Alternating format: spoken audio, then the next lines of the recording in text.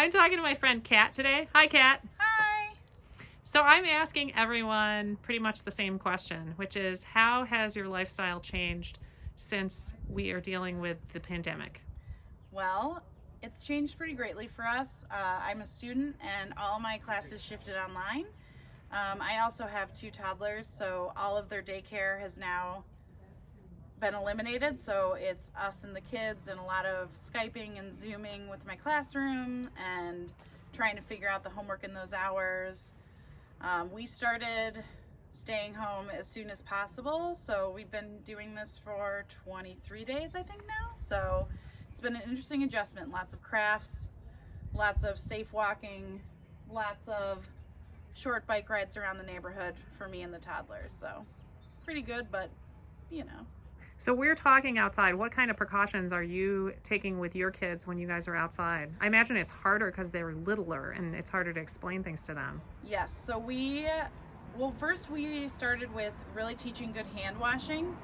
So we do a little song like when they wash their hands and they know like the butterfly, scratch the puppy, needing a back rub, things like that.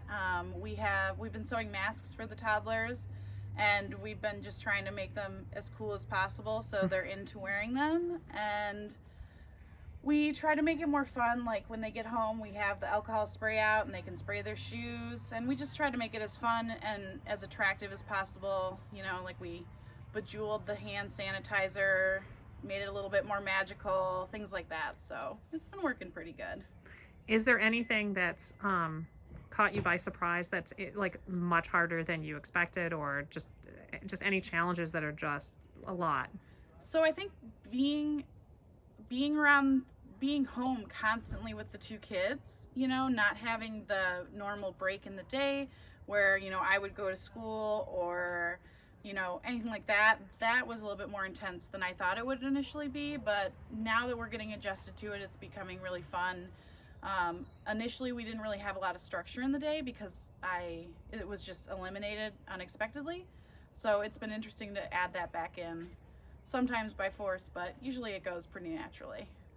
I think you're the first person I've talked to who has a real little kids. So I'm curious, what does your day look like? What kind of strategies do you have? Well, so we get up, we eat breakfast. I've been working with my older son, Fox, who's 3, on baking. So we usually make a Dutch boy pancake because it's easy to make and he thinks it's very cool. He likes to watch it puff up in the oven. And then we will go on a walk and come back and do art, and then it's nap time. And then we kind of do free afternoon activity. They can have a little screen time and I can have a little break. And my husband's working on remodeling our house while we're doing this. So, you know, kind of watch Dad as long as it's safe and just take it easy for the rest of the day. And we've been working on cooking skills with them. So they're a little too early to cut anything, but they can stir things. We've been making a lot of bread, pastries, things like that.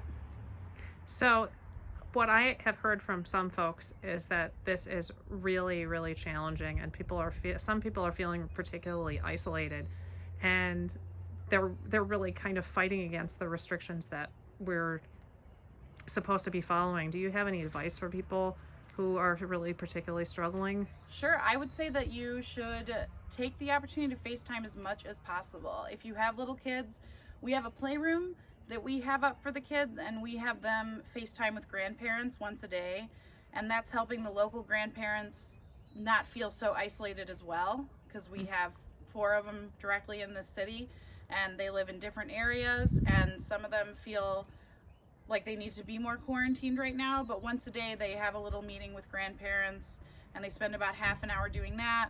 For myself, I have like wine dates with my friends, or there's Netflix with friends where you can watch a movie together and kind of comment, like Mystery Science Theater. So, you know, just take advantage of the technology that's there. It's a little awkward at first, but then you get into the rhythm of it and it's very nice.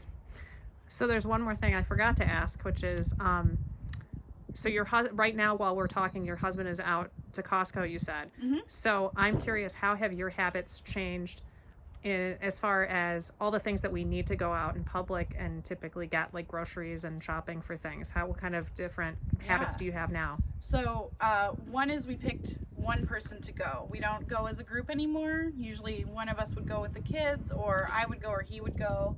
And now it is just him going.